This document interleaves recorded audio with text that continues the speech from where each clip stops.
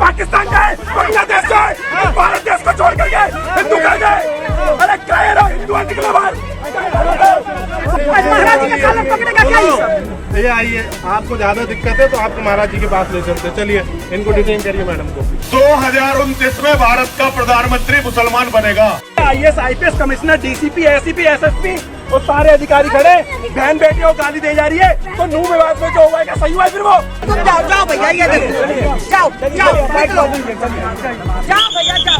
मेवात चोरी चकारी आतंकवाद और जिहाद का घर बन चुका है। और मुसलमानों के घर चेक कर लो, 15, 12 बच्चे। उन आतंकवादियों ने इतनी पूरी तरीके से बच्चों से लेकर के औरतों को मारे, उसको नहीं पकड़ रहे पुलिस वाले। या DCP, ACP ऐसे चुका हुए पुलिस की गिरफ्तार पकड़ करके ला रहे। अरे बाबा तुम जाओ। हाँ मैं जा रहा हूँ, जाओ भैया तुम जाओ। जब तक इस देश में एक भी मुसलमान रहेगा, जब तक ये बंटवारा पूरा नहीं। कि हिंदू धरने प्रदर्शनों से थक चुका है और गुलाम बनने का बिल्कुल मन बना चुका है। 40% हिंदुओं का अगले केवल 20 सालों में कत्ल होगा।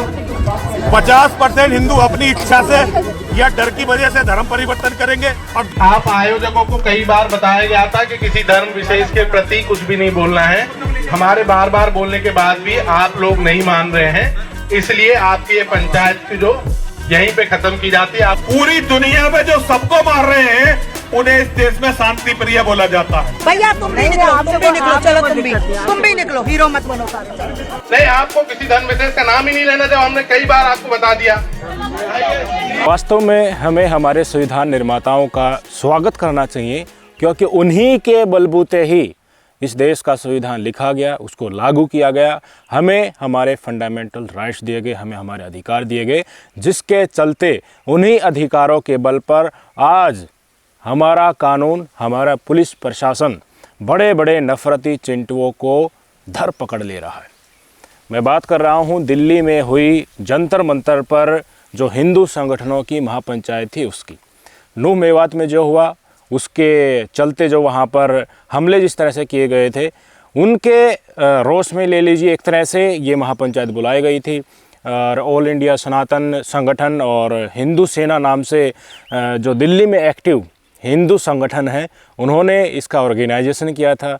आस्था माँ वहाँ पर पहुँची थी, यति नरसिंहानंद सरस्वती हैं वो यहाँ पर पहुँचे थे, और श्री विष्णु गुप्ता हैं जो हिंदू सेना के, वो वहाँ पर पहुँचे थे। तो हुआ क्या, आदत से मजबूर तो ये हैं ही, और जो बीजेपी का जो एजेंडा है, आरएसएस का एजेंडा है, वो तो चलाना है ही किसी न किसी तरह। ऐसे भाषण देने हैं जिससे हिंदू डर जाए, ये दिखा देना कि देखिए मुसलमान तो इतने आक्रामक हैं कि ये तो पूरे देश पर ही कब्जा कर लेंगे, शरिया कानून लागू करना चाहते हैं, हिंदुओं को पता नहीं नेस्तनाबूद करना चाहते हैं, एक तरीके से इस्लामिक राष्ट्रवाद को बनाना चाहते हैं। तो इसी तरह की स्पीच ये हमेशा देते आए हैं, और इसी तरह की स्पीच इन्होंने दी भी। बाकायदा पुलिस प्रशासन ने अनुमति देने से पहले कहा था कि आप कोई भी हेट स्पीच नहीं देना है, क्योंकि सुप्रीम कोर्ट बहुत सख्त हो चुका है कि इसी प्रकार के कोई भी आयोजन में अगर हेट स्पीच दी जाती है तो वीडियोग्राफी करनी है और उनके ऊपर तुरंत कार्रवाई करनी है, स्यू मोटो पुलिस को ही लेना है। तो ठीक है, इन्होंने कहा कि हिंदू संगठनों के हम कोई भी हेट स्पीच नहीं देने होंगे, तो फिर आदत से मजबूर ये है ही। तो इन्होंने जैसे ही वो महापंचायत शुरू की जंतर मंतर पर, तो सबसे पहले यति नरसिंहानंद सरस्वती जी बोले। क्या बोलते हैं, बहुत पहले आपने सुनी चुका होगा, 2029 में इस देश का जो प्रधानमंत्री है वो एक मुसलमान बनेगा, ज़्यादातर हिंदुओं को तो जो है धर्म कन्वर्ट करना पड़ जाएगा, कुछ यहाँ से भाग जाएंगे, कुछ को जो है नरसंहार कर दिया जाएगा, और कुछ बिल्कुल दबक कर बैठ जाएंगे। इस तरह की इनकी वाणी रहती है, यानी कि आगे के लिए भी 2029 के लिए भी ये बीजेपी के लिए हिंदुओं को डराने का प्रोपेगेंडा, एक छतरी के नीचे लाने का, एक जगह वोट डालने का जो पूरा का पूरा षड्यंत्र है, उसके लिए लगे हुए हैं, ताकि आगे का काम भी बांधा जा सके। भाई साहब, इस देश में एमएलए का टिकट तथा कथित सेकुलर पार्टियां हैं, वो भी एक मुसलमान को देकर आज के दिन खुश नहीं हैं।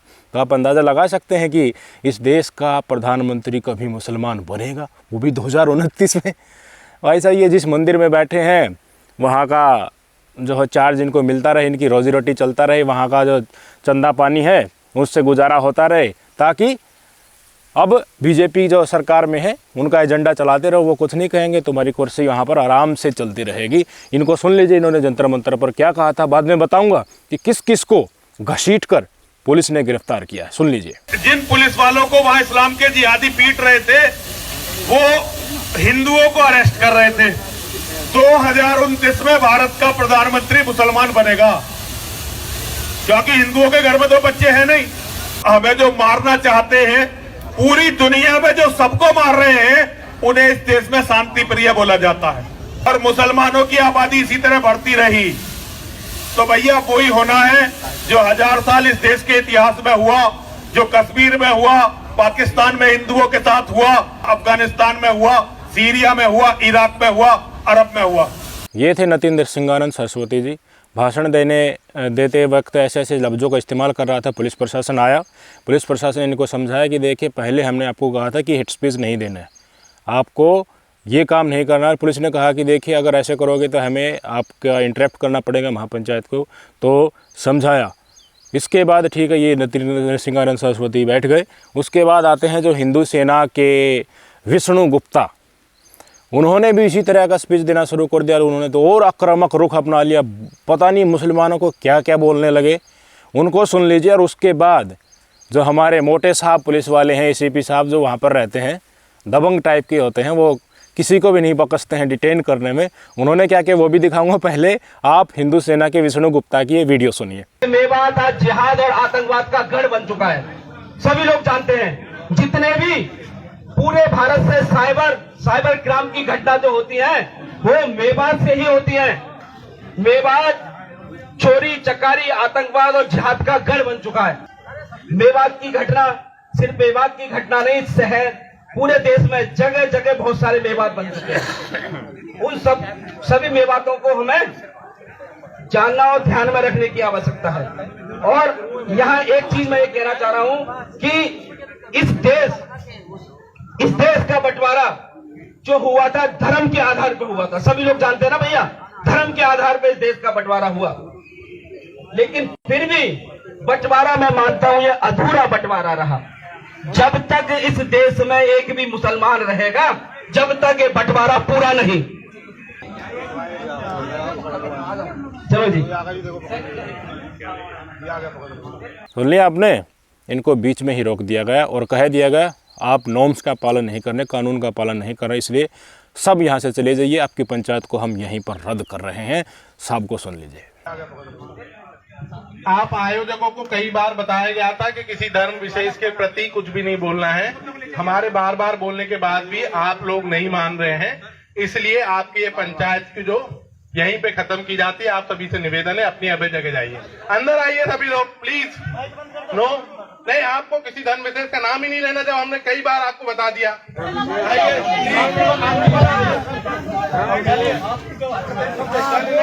नहीं, अब नहीं, अब तो वापस आपका खत्म हो गया है। आपको वैसे भी जो टाइम दिया गया था वो टाइम हो चुका है। नहीं, आपको जो टाइम दिया गया था वो टाइम हो चुका है, खत्म करके अपने जाइए।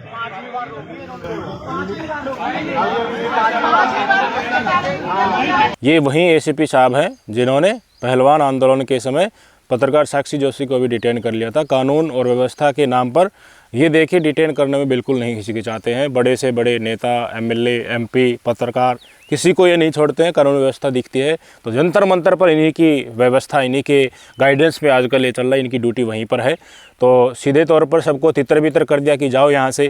तो जाते जाते तो भाई साहब पंचायत हुई है तो यहाँ पर तो कुछ नंबर बनाने वाले लोग भी आते हैं, कुछ ऐसे लोग भी आते हैं जिनको मीडिया में बाइट देनी है। जैसे हमारे जो कट्टर हिंदू हैं फरीदाबाद से, विजय हिंदू, वो भी यहाँ पर आए थे। विजय हिंदू और इन जैसे लोगों की पहचान क्या होती है ना, ये कोई भी प्रोग्राम होता है, ऑर्गेनाइजेशन होता है, उसमें जिनमें इनका एजेंडे के अकॉर्डिंग काम चल सकता है वहाँ भागकर उसमें पहुँच जाते हैं। हिंदू मुस्लिम करना, अगर वहाँ पर मौका मिलता स्टेज पर कुछ कहने का तो वहाँ पर भी करते हैं। और जहाँ कोई भी आंदोलन टाइप का चल रहा है या कोई रैली चल रहा है तो वहाँ 5-10 मिनट बैठ के ये तुरंत बाहर निकल आते हैं। जैसे मैं पहलवान आंदोलन कवर कर रहा था महिला पहलवानों का जंतर मंतर पर, तो मैंने बहुत सारे ऐसे लोगों को देखा जो वहाँ पर मीडिया बाइट देने ही आते हैं, अपने आप को मीडिया में प्रदर्शित करना ही आते हैं। पहलवान आंदोलन को बोलते हैं कि हम बहुत सपोर्ट कर रहे हैं। भाई साहब, पहलवान आंदोलन में वास्तव में चल क्या रहा था यहाँ पर, और कोई भी एजिटेशन और उसमें वास्तव में चल क्या रहा है उसकी इनको गहराई से कोई जानकारी नहीं होती। पर अपनी बातों को इतनी अच्छे तरीके से परोसेंगे, इतनी नफरत गहनता के साथ परोसेंगे कि देखिए सुनने वाले को तो लगेगा कि देखिए इस आंदोलन को तो यहीं चला रहा है। तो यहीं इस तथाकथित कट्टर हिंदू विजय हिंदू ने कहा, जब वहाँ पर लोग पुलिस को डिस्पर्स कर रही थी तो फिर से उसी टाइप का स्पीच देना शुरू कर दिया जो 31 तारीख को इसने दिया था ना, जिसके चलते बाद में गुरुग्राम, पलवल, फरीदाबाद में किस तरह से मुसलमानों को टारगेट किया गया था, उसी तरह का यह स्पीच इन्होंने देना शुरू कर दिया। पर यहाँ पर वहीं हमारे मोटे साहब थे, उनके गाइडेंस में पुलिस ने इनको घसीट कर डिटेन किया। इनकी ये वीडियो सुनिए और इनको किस तरह से घसीटा जा रहा है वो सुनिए। IAS, IPS commissioner, DCP, ACP, SSP और सारे अधिकारी खड़े, बहन बेटियों को गाली दे जा रही है। तो नूह में बाद में जो हुआ है क्या सही हुआ है? फिर वो उन आतंकवादियों ने इतनी पूरी तरीके से बच्चों से लेकर के औरतों को मारा है, उसको नहीं पकड़ रहे पुलिस वाले या DCP, ACP, SSP खड़े हुए पुलिस की गिरफ्तार पकड़ करके ला रहे। एक पैसा बोलने की बात नहीं है। क्या हो रहा है यहाँ पर? जाए पाकिस्तान जाए, बांग्लादेश जाए, भारत देश को छोड़ करके हिंदू कर गए। अरे क्या है ना, हिंदू निकला बाहर।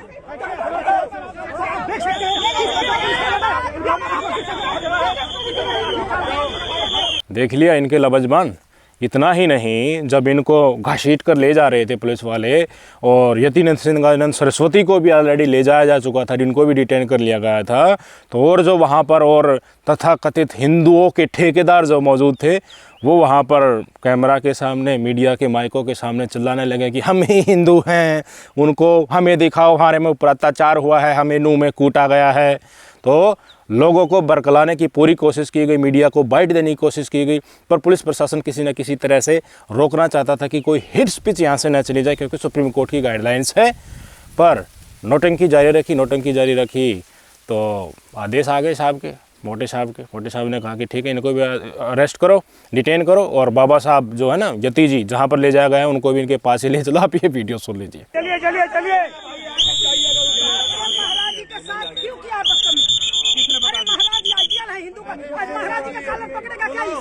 ये आइए, आपको ज्यादा दिक्कत है तो आपको महाराज जी के पास ले चलते। चलिए इनको डिटेन करिए मैडम को। चलिए ले जाइए मैडम। सभी लोग जाएंगे।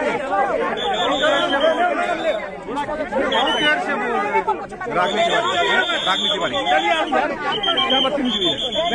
जब से यही बात कह रही है अपने आप। इन मैडम के डिटेन होते ही जो ये ठेकेदार है ना, इन सब की हवा निकल गई। बड़े बड़े ठेकेदार, आस्था माथी और भी कुछ बड़े बड़े टीके लगाकर यहाँ पर आए थे, अपने आप को बड़ा हिंदुओं का ठेकेदार बता रहे थे, रक्षक बता रहे थे, वही हैं जैसे हिंदुओं के सब कुछ करता धरता, फुस हो गए। जिस तरह से बिट्टू बजरंगी के फंसने के बाद ये सारे तथाकथित हिंदुओं के ठेकेदार पग एकदम से पीछे हट गए थे ना, बोलती इनकी बंद हो गई थी। उसी तरह जब इसको एक महिला थी वहाँ पर, उनको डिटेन किया गया और तथाकथित विजय हिंदू को किया गया, यति को, नरसिंह सरस्वती को किया गया, उसके बाद सबकी हवा फुस हो गई और भागने लगे वहाँ से, देखे कि हमें नहीं गिरफ्तार कर ले। इतना ही होता है इनका ठेकेदारी। इनकी ठेकेदारी लोगों को भड़काने तक ही होती है, नफरत परोसने तक की होती है। अपने ऊपर आते ना भाई साहब, ये दिखेंगे भी नहीं। यही हमारी मिडिल क्लास और जो गरीब क्लास के नौजवान हैं उनके साथ ये करते हैं। देख लीजिए किस तरह से बोल रहे हैं, चलो चलो चलो चलो यहाँ से, चलो चलो निकलो। सुन लीजिए।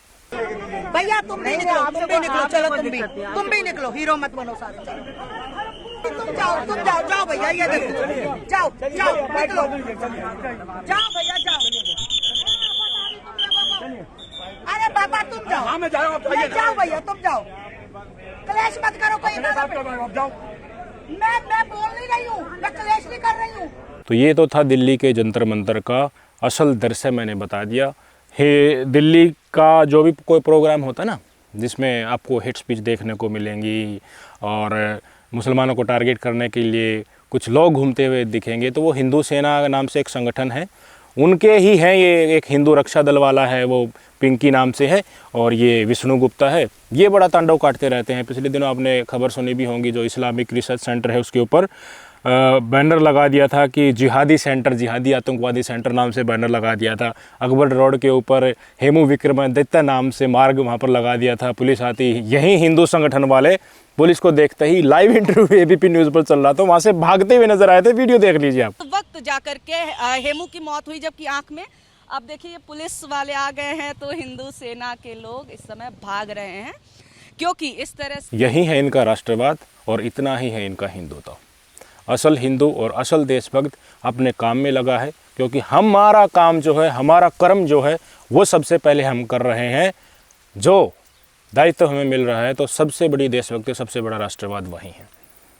लोगों को भड़काकर किसी की राजनीतिक एजेंडा के चलते मेरा काम किसी तरह से चल रहा है ना, हमें मंदिरों में सेट किया जा रहा है और वहाँ पर बैठने के लिए हमें जो है सारी सुविधाएं मिल रही है लगातार बराबर संगठनों से, कुछ अंधभक्तों से, और जो जिनका माइंड वॉश करके धर्म के इस राह पर पहुँचाया जा रहा है, वो वहाँ से चंदा खूब मिल रहा है, काम चल रहा है। तो ऐसे ही अपना काम तैयार करना चाहते हैं।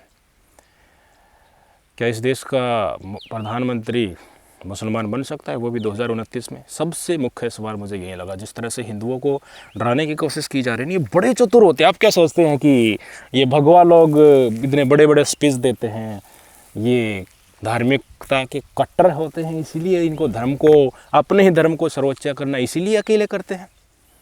भाई साहब, सब कुछ सोचते हैं। सबकी मीटिंग होती है बड़े बड़े लोगों के साथ, एजेंडा दिया जाता है।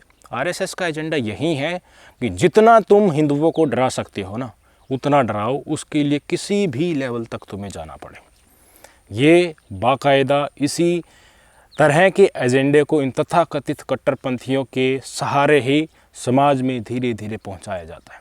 स्थिति ये आ चुकी है कि आज एक मुस्लिम समुदाय को कोई भी देखता है तो उसके मन में कुछ ना कुछ अलग सा ही स्वभाव आने लगता है कि देखिए, ये तो आदमी ठीक नहीं हो सकता, ये देशभक्त नहीं हो सकता, ये राष्ट्रवादी नहीं हो सकता। एक तरह से टोपी वाले की पहचान तमाम गोदी मीडिया ने और इन्हीं कट्टरपंथियों ने देशद्रोही की, पत्थरबाजी की पहचान एक तरह से बनाने की कोशिश की है, और लोगों के दिमाग में ये लोग चीज़ घुसने में लगी। हमें इसको निकालना है।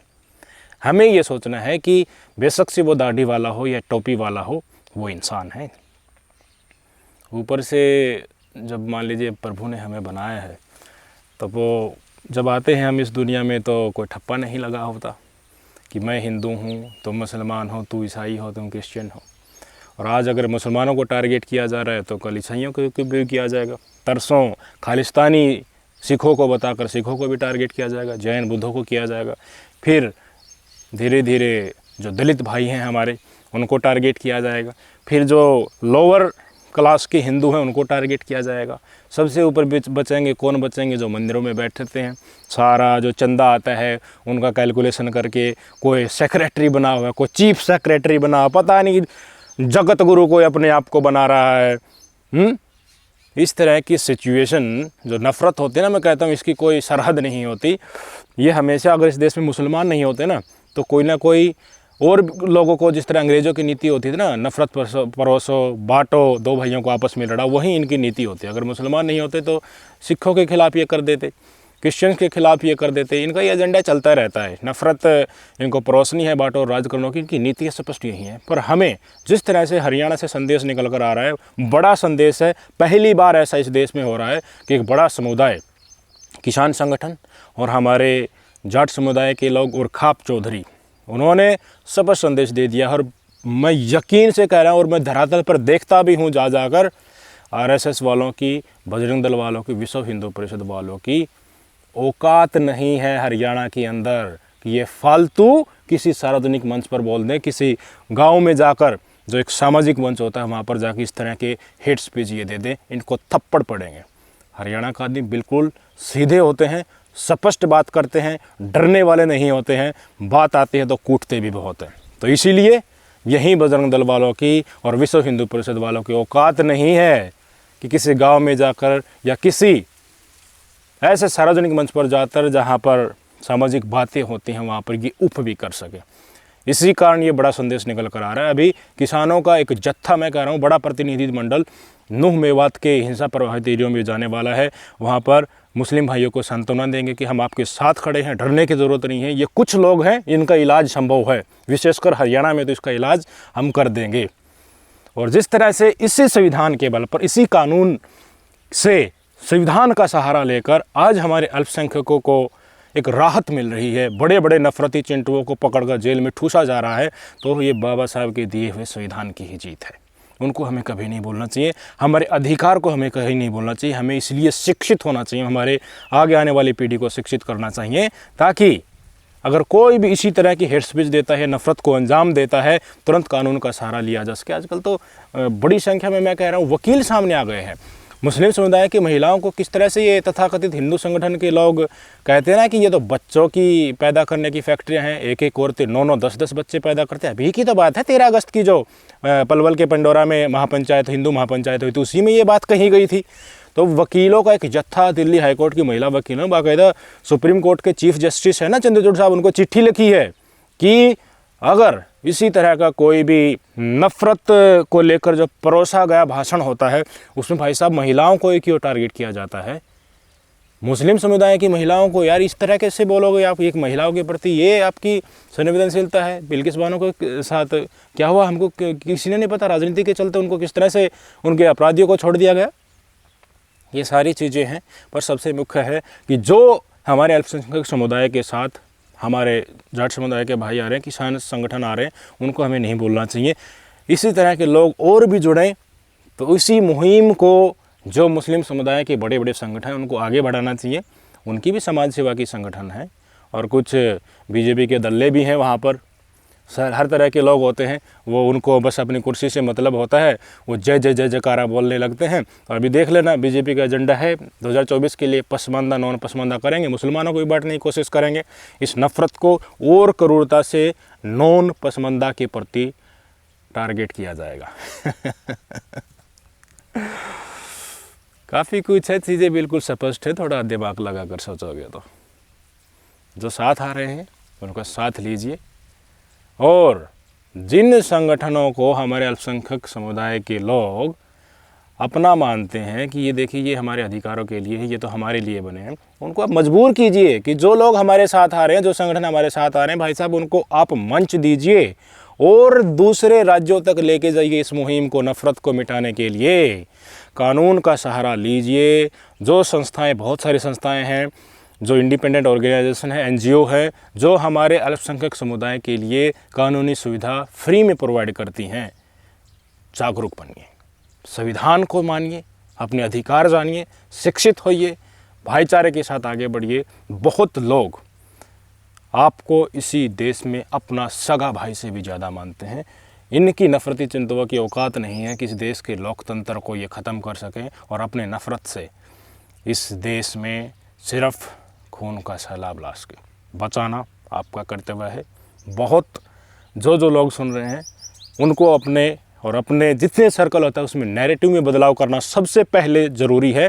कि देखिए कोई भी अल्पसंख्यक समुदाय का व्यक्ति दिखता है तो उसके लिए जो मेंटलिटी जो इन बीजेपी वालों ने, RSS वालों ने बनाई है, सबसे पहले उसको धीरे धीरे दूर किया जाना चाहिए। सोचिएगा, विचारिएगा। नमस्कार।